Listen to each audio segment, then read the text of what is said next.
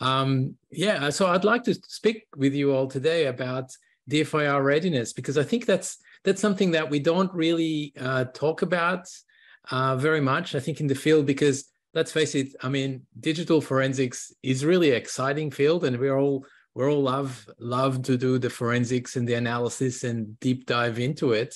And I don't think that we are really talking about readiness enough in the field. So I wanted to just kind of like have people think about preparation and readiness for that. And I know that a lot of the time, you know, we are not going to be in a position where we can, you know, prepare for an incident before it happens, but a lot of the time we are. So I just wanted to speak about this area that I think needs to get more attention.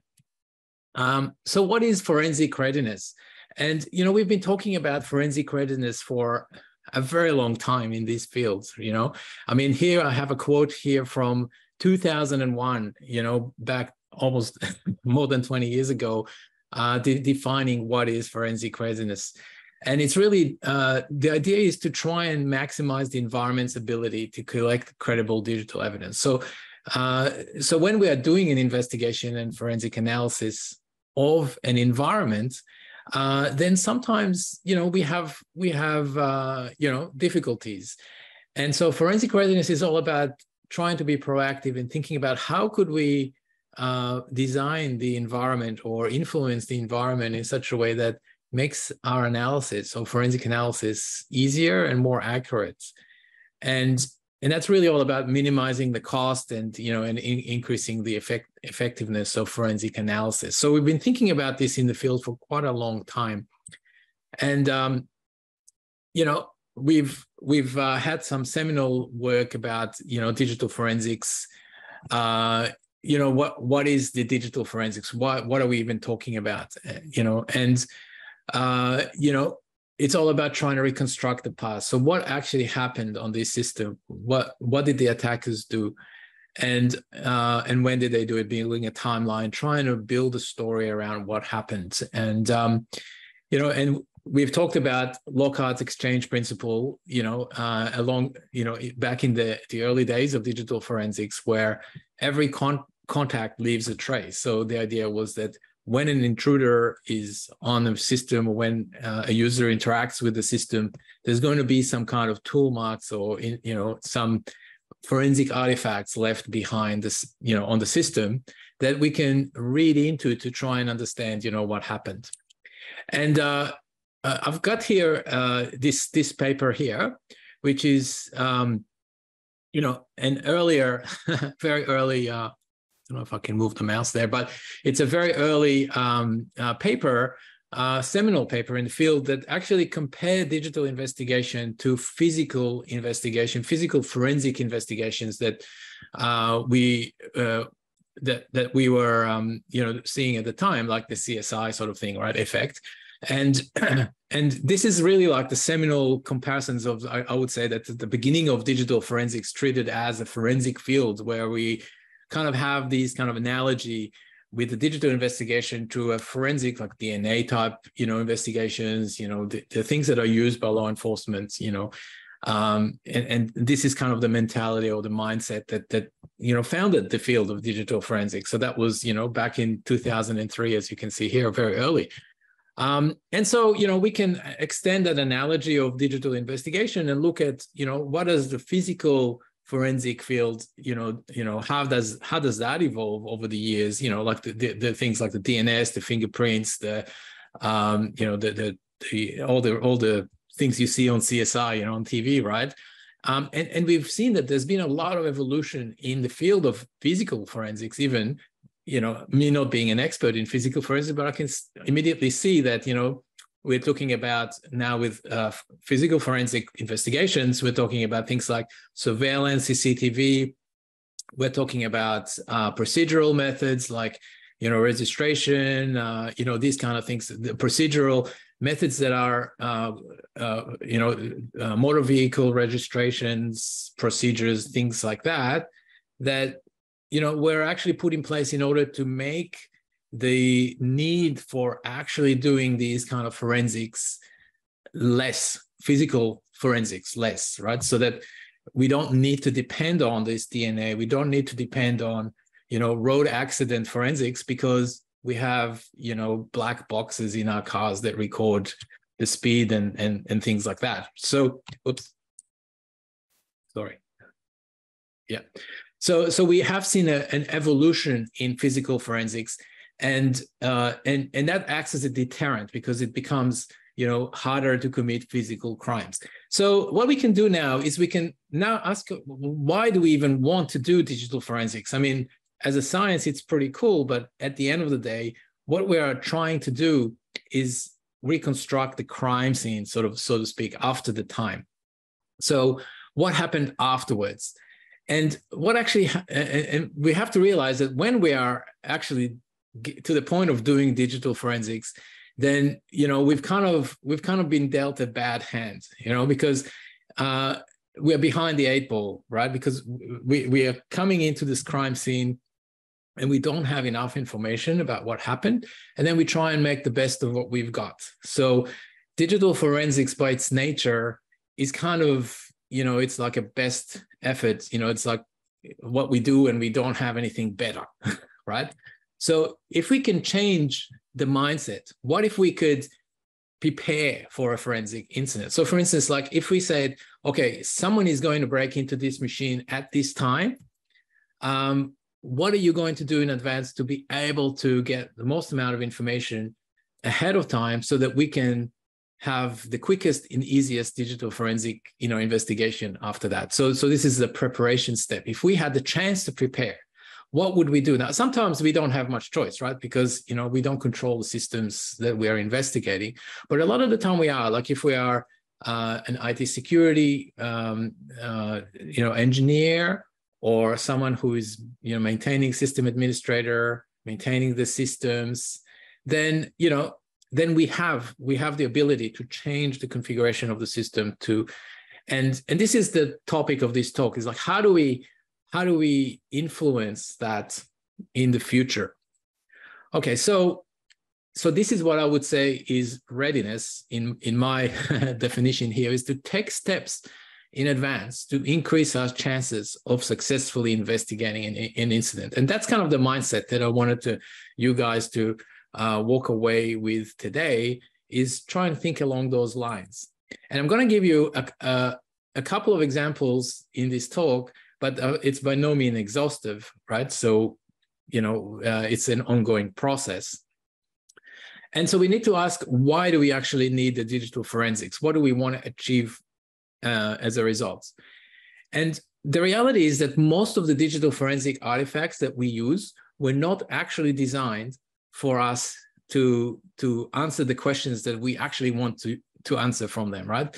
So I'm thinking about, things like prefetch or AMCache or other forensic artifacts that are there for other reasons, but we are kind of using them in order to deduce information that they're not necessarily designed for.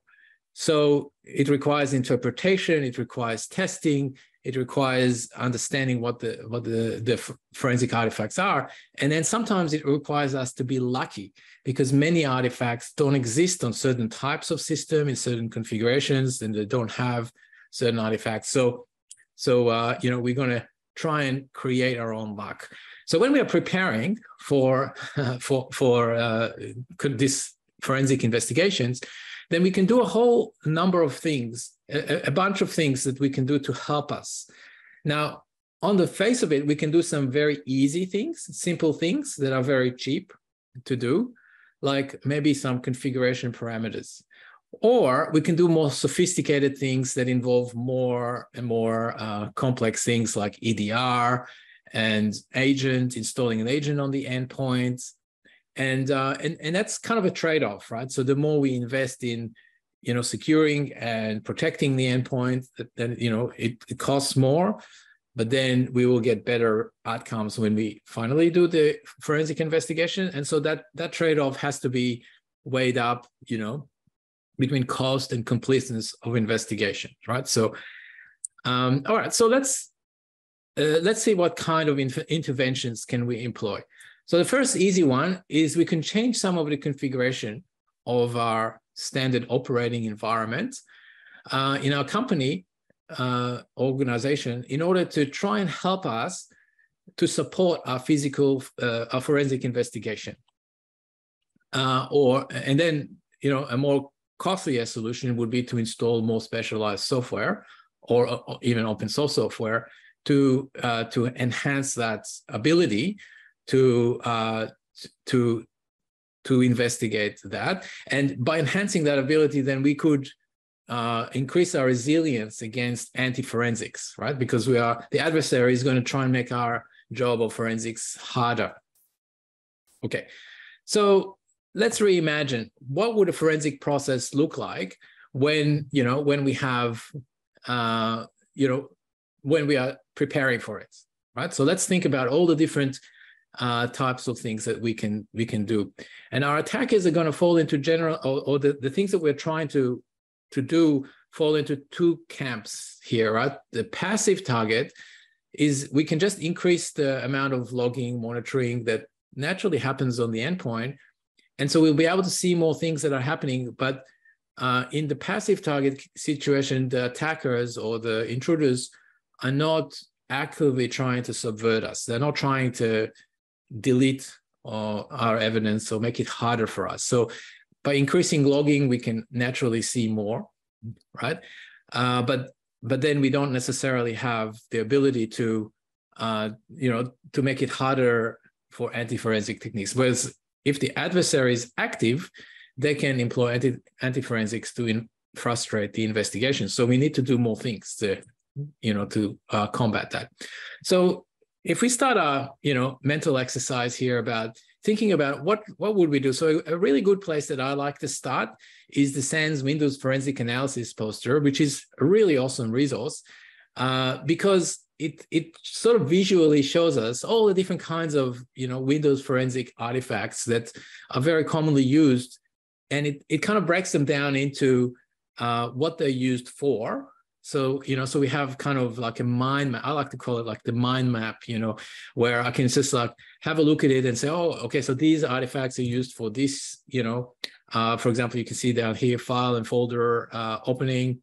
You can see application execution.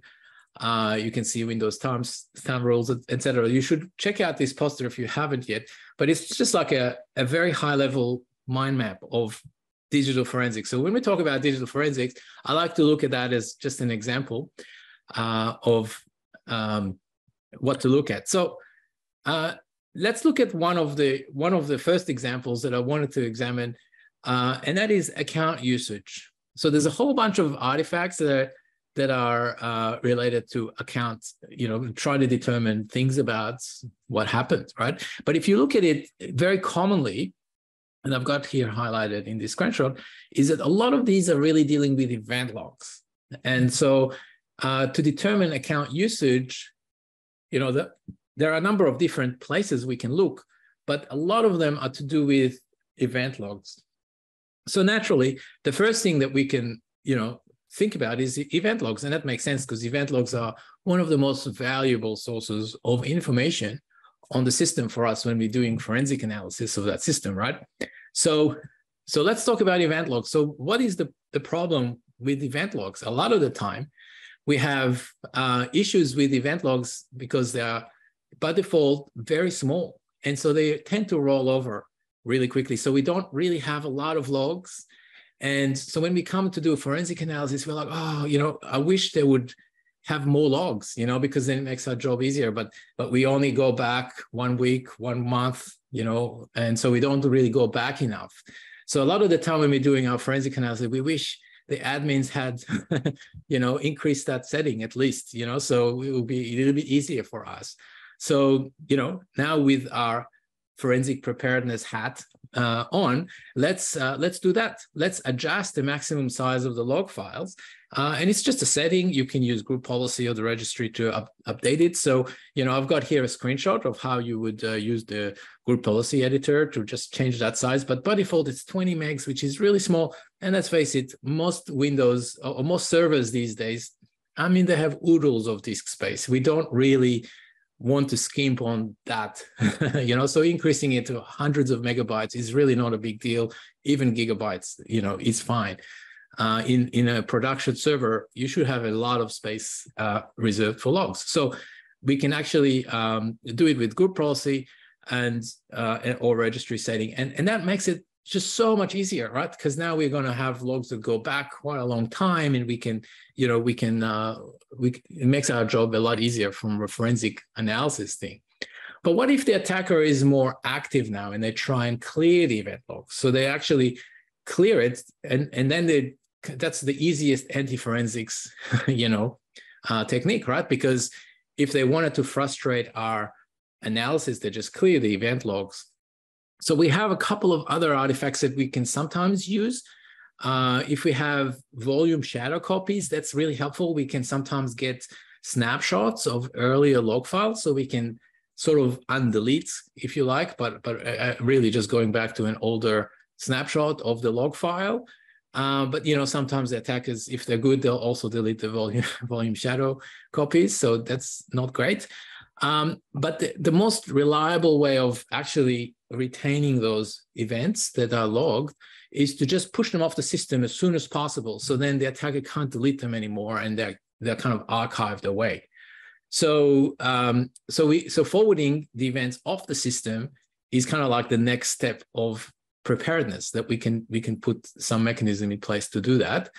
And also we need to we can also put like detections in place to figure out when the logging configuration changed, when the log is cleared, or maybe the log is disabled, things like that. So we can actually use that for detection. If the attacker tries to perform anti-forensics, then we can use that as a detection mechanism. So let's talk about forwarding events off the system. And that's really best practice, and you should do that if you can, right? But a lot of people don't, but it's one of the easiest ways to do it. There is a built-in facility in Windows that allows us to forward the events off the system. Or you can even use something like Elastic or Velociraptor. Now, a lot of Elastic is an example of a seam. You can forward it to a seam, and then the events are off the system. So then we basically protect ourselves from clearing the event logs. But we still have this trade-off, because when we are forwarding all the events off the systems, there could be a lot of events, and so we sometimes need to be choosy which events to forward, which events not to forward. And this is where kind of the trade-offs come in, right? If you have a large seam, and which has like maybe a data mining engine such as Elastic or Splunk or something like this, that's really good because it allows you to quickly query the backend, so you can search those logs really fast.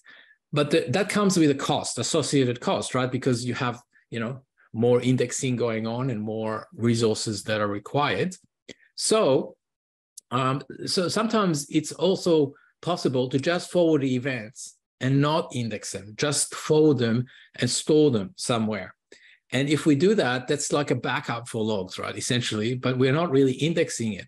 So it's much cheaper because we are just forwarding it, and then maybe we can store them in an S3 bucket or something like that. So then we can go back and query them slower. The querying was going to be slower, but we're only really doing that in case of an incident. So we don't really need to index them all the time. And that allows us to keep them for longer and forward more of those logs. So it's always a trade-off. So here's an example. I have here a screenshot where Velociraptor has this artifact called Windows sysinternals sysmon log forwarder. And we use that to just forward the sysmon logs off the system. And then we can store them in Velociraptor. And, so if the attacker clears the sysmon logs off the system, then we can go back and then query those from the server, and we can back them up and things like that. But we don't really kind of index them. It's not the same as a seam. So that's useful just for like backup. But in terms of forensic preparedness, now we're prepared. So if there was something going on with this machine, we can pull back logs for as long as we want to keep, and we can go back to to analyze those. Okay, and now it's surprising how easy it is to disable an event log. I was surprised when I first saw this, because for something such as sysmon, which is really critical for logging, you can just go and right-click on the event viewer and just click disable logs, and that will disable the logging. So for something that is really important for forensic preparedness, like logging, the ability of people to disable it so easily is kind of disturbing. So it's important to monitor the logging configuration and make sure that if that changes, if the attacker switches off the logging, then we are alerted, and we can use that as a detection to just know that something is amiss, right? Here's an example where with Velociraptor, having an agent installed on the endpoint, we can monitor, and there's many different ways of doing this. So just an example, with Velociraptor, we can monitor logging configuration on the endpoint. And then when it's disabled, as you can see in this screenshot, enabled is 0. So it basically disables that, the attacker has disabled that log source. Then we immediately get a detection, and and then we can respond to it pretty quickly. So the idea is to try and convert anti-forensic abilities into a detection, so that we can, when the attacker is trying to frustrate our investigation with anti-forensics, then we can detect that. So if we have an agent, we can do lots of real good stuff, right? We can check when the configuration is changed, so we can have real-time alerting. In this case, we can see there's a diff plugin that basically checks to see when a key is disabled, so we can immediately see when logging configuration changes. So that's really useful to be able to think about that in an agent and integrate it into an EDR and get detections out of it. Let's talk about another interesting forensic artifact that I like, personally use it a lot, which is the prefetch artifact. And that is a really cool artifact because it tells us about execution, program execution on on systems, on Windows systems. And I've got a screenshot here from that poster that I referenced before, and it gives us a description of the prefetch artifact. And it's actually really useful because it tells us about past execution of processes. So when an attacker brings a new binary onto the machine and then they run it, then we've got evidence in the prefetch files that this binary ran. And so we can usually use that to tell when a new kind of binary is running, or we can reconstruct activity based on that, or things like that. So it's very useful, but unfortunately, it's only enabled on desktop operating systems and not on servers. So it's like on a Windows server, you're missing a huge forensic, source of evidence that is, really useful, that we use a lot, but it's missing on a server operating system. So that is a huge disappointment when we do that in an incident. So I've got here. You can actually enable that on a server operating system. So there's a couple of registry keys that you need to change. And that's a very, very easy way of preparing for forensics. Just enable it. And then we are going to get a lot of these normal, the usual forensic artifacts that we normally use will be available on server operating systems. And your forensic examiner will thank you. So this is a very easy, low-hanging fruit type thing to do.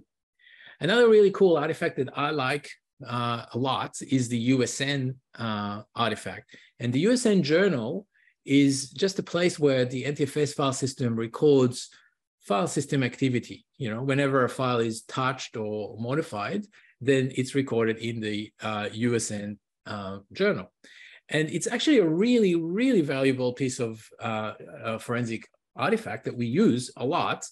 But unfortunately, it's by default very small. So it only has 30 megs of events, and it rolls over pretty quick, especially if the server has a lot of file system activity, that kind of rolls over.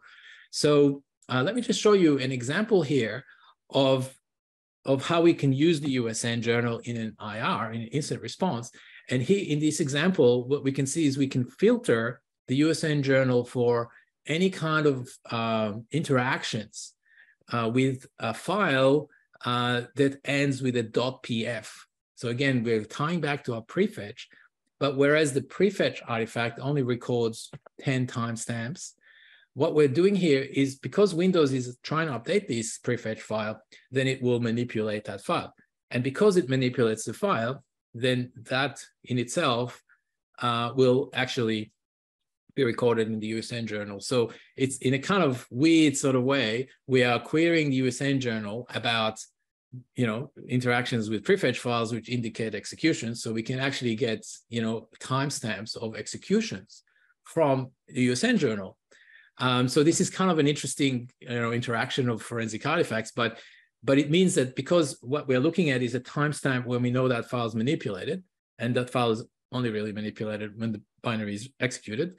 So it gives us a log of executions, and we're not limited to 10, which is what the USN, the prefetch file would have normally.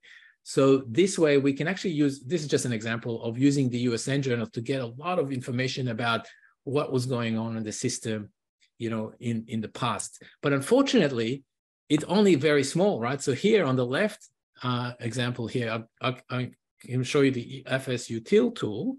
And with FSUtil, we can query the properties of the journal. And by default, it's 32 megabytes. So it's very small. And on the right, we can see the command to increase that. So you can make it a little bit bigger. And when you make it bigger, then you can get that USN journal to record things that are longer, right? So so we can, you know, like normally on a busy server, we might only get like a day or two of logs, you know, in a default setting. But if we increase this, we could maybe get a month, right? So that's a lot better, right? That's a lot better. So that is something that is, again, very easy to do. And, you know, and it increases our chances of forensic investigations. All right, so that was the low-hanging fruit. But then the attackers, the really good ones, they'll just clear the log, right? So if they clear it, then, you know, it would be deleted. Now, we also have a couple of tricks up our sleeve, and especially in Velociraptor, what we can do is we can carve out the USN journal entries that are, you know, from, and in our technique, we can actually get some really old entries as well. But you know, the easiest thing is to actually forward the, so here's an example of carving the USN log. And I've got here in the tooltip, that's like a month ago, right? So I can find sometimes evidence of deleted entries from the USN journal, you know, that are months old, right? So that is a really good technique that we can use in that case. But if we have an agent on the system, then we can forward the USN journal as well as just, you know, like we talked before about forwarding normal event logs, but we can also forward records of the USN journal. So here's an example here about an event artifact that we use to forward the USN records off the system. And then we can also filter it so we only really forward things that we care about. So we don't have a lot of, you know, the USN journal has a lot of file system activity, but, you know, we don't care about most of it. So, you know, for example, prefetch files we care about. So we want to know about that. So we can forward those events or executable creations or things like that. All right. So the next thing that we could do is, if we wanted to like level up again, then we can use other visibility mechanisms in the operating system to enhance our ability to see what's going on in the system. And the best mechanism is the ETW, which is event tracing for Windows. And that is a subsystem in Windows that gives us visibility into a lot of activity on the system. So whereas normally in forensic, when we're doing forensic analysis, we kind of like have to use what's available, right? Because what's turned on by default. But now that we are preparing for it, and we have an agent on the endpoint, then we have access to get more information than we ever did before, right? And so this is an example of using ETW to enhance our visibility and get more of information.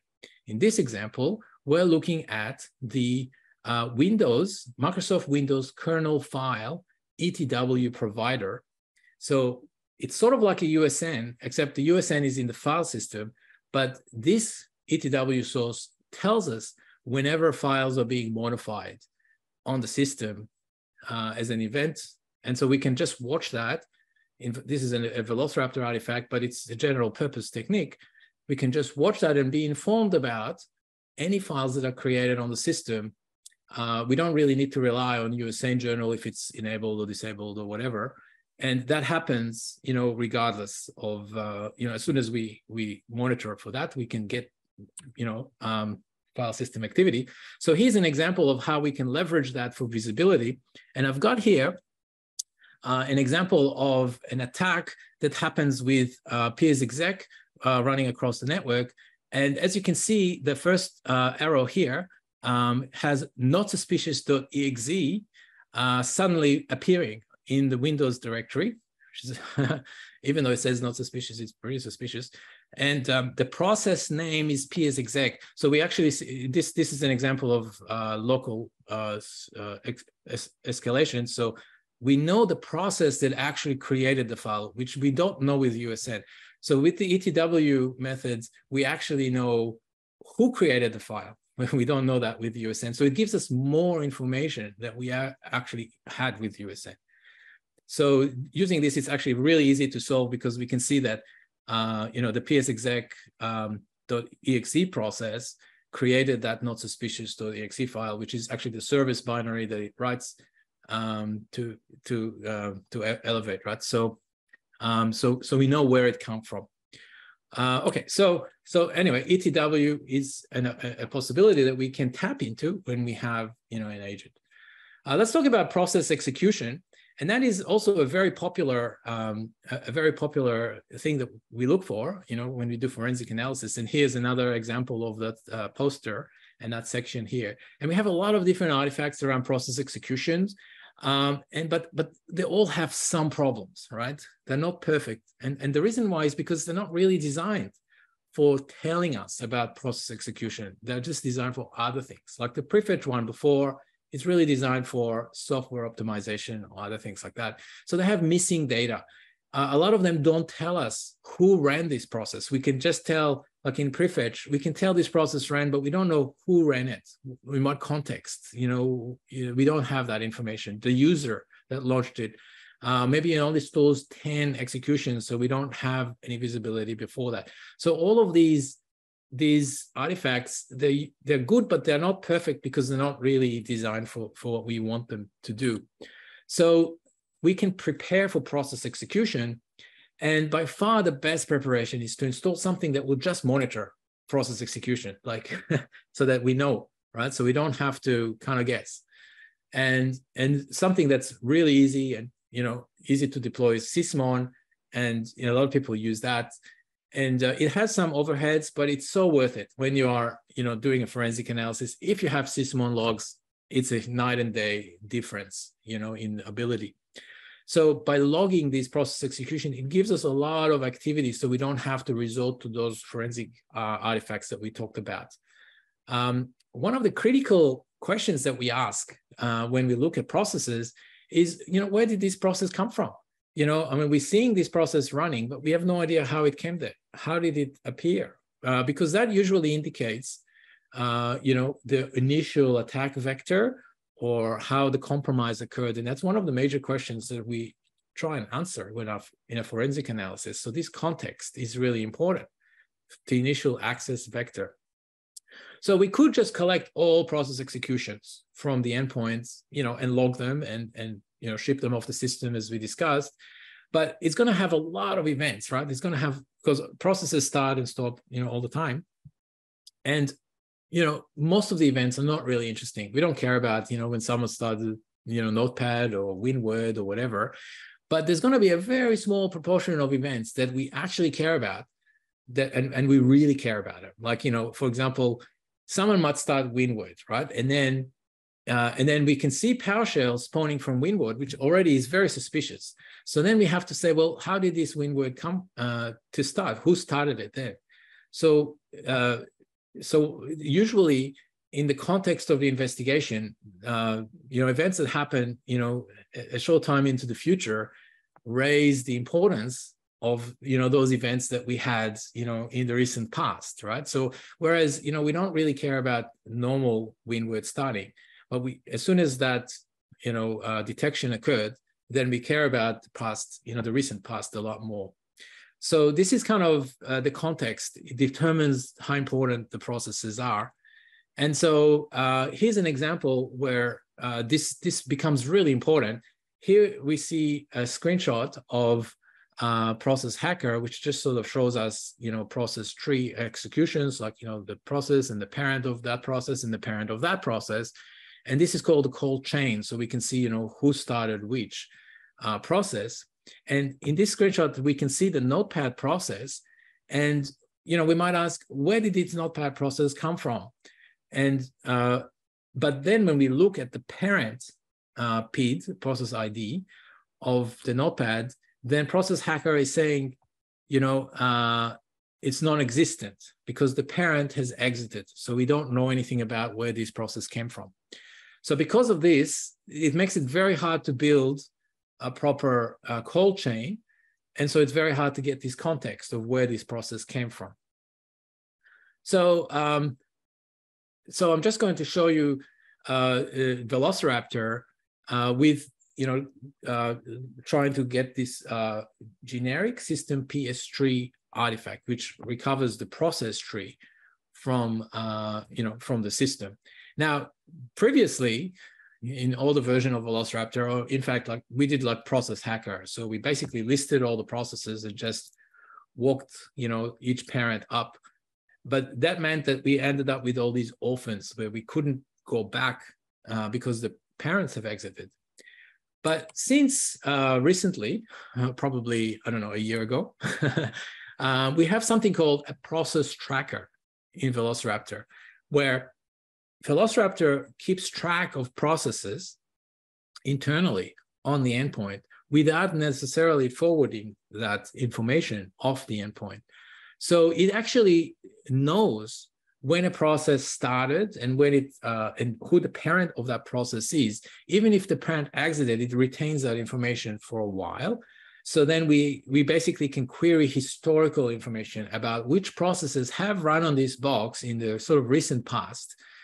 And so we can do that process tree reconstruction, even if one of the parents have exited. And so we're not using the API, we're using the database or internal database of that. So we know about this history of processes.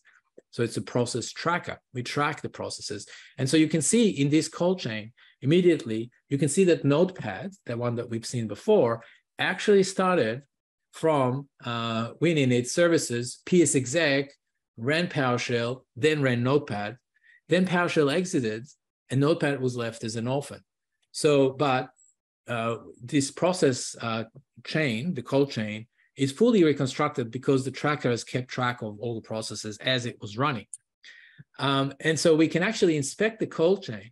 The other cool thing is that we can do is that when we actually have, a database of all process executions locally on the endpoint, is that we can actually now start to say, hey, okay, so we found this Notepad, and let's say this Notepad is suspicious, and now we know it started off from a PowerShell, but like what happened before? What happened before we ran this Notepad? And so because we can go back and look at the processes, then we can see, okay, there was a ping, and then there was a curl, and then there was a Notepad. So now what we're looking at is we're looking at past processes that are siblings to this process. So they're like, before, they came before, so from the same parent.